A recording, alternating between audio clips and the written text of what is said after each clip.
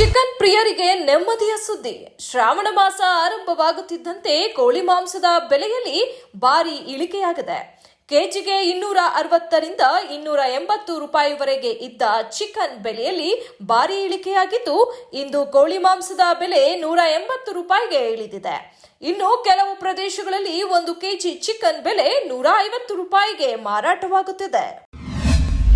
ಶ್ರಾವಣ ಮಾಸದ ಮೊದಲ ಸೋಮವಾರ ಬಿಹಾರದಲ್ಲಿ ಭೀಕರ ದುರಂತ ಸಂಭವಿಸಿದ್ದು, ವಿದ್ಯುತ್ ಶಾಕ್ ತಗುಲಿ 8 ಕನ್ವರ ಯಾತ್ರಿಗಳು ಮೃತಪಟ್ಟಿದ್ದು, ಹಲವರು ಗಾಯಗೊಂಡಿದ್ದಾರೆ.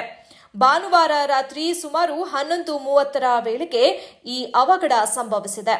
ಕನ್ವರ ಯಾತ್ರಿಗಳ ವಾಹನಕ್ಕೆ ಹೈಟೆನ್ಷನ್ ವಿದ್ಯುತ್ ತಂತಿ ತಗುಲಿದ ಪರಿಣಾಮ ಸ್ಥಳದಲ್ಲಿಯೇ 8 ಜನರ ಸಾವಾಗಿದೆ.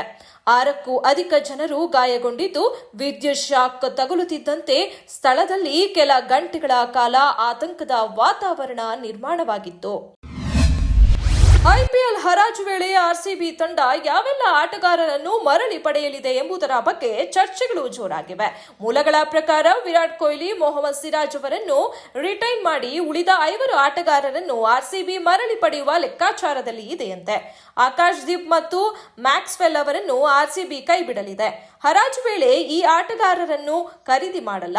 2024ರ ಐಪಿಎಲ್ನಲ್ಲಿ 244 ರನ್ ಬಾರಿಸಿ 10 ವಿಕೆಟ್ ಪಡೆದುಕೊಂಡಿದ್ದ ಮರೂನ್ ಗ್ರೀನ್ ಅವರನ್ನು ಖರೀದಿ ಮಾಡಲಿದೆ. ಬೈಕ್ ಸವಾರನ ನಿಯಂತ್ರಣ ತಪ್ಪಿ ರಸ್ತೆ ಬದಿಯ ಮೋರಿಗೆ ಬೈಕ್ ಡಿಕ್ಕಿ ಹೊಡೆದ ಪರಿಣಾಮ ಬೈಕ್ ಸವಾರರಿಬ್ಬರು ಸಾವನ್ನಪ್ಪಿದ ಘಟನೆ ಸಂಪಾಜೆ ಅರಣ್ಯ ಇಲಾಖಾ ಕಚೇರಿ ಬಳಿ ರವಿವಾರ ತಡರಾತ್ರಿ ನಡೆದಿರುವುದು ವರದಿಯಾಗಿದೆ. ಮೃತರನ್ನು ಮೈಸೂರು ಮೂಲದ ಯುವಕರಾದ ಪವನ್ ಹಾಗೂ ಮನೋಜ್ ಎಂದು ಗುರುತಿಸಲಾಗಿದೆ. ಮೈಸೂರಿನಿಂದ ಧರ್ಮಸ್ಥಳಕ್ಕೆ ಬುಲೆಟ್ ಬೈಕಿನಲ್ಲಿ ತೆರಳುತ್ತಿದ್ದ ವೇಳೆ ಈ ಅಪಘಾತ ಸಂಭವಿಸಿದೆ.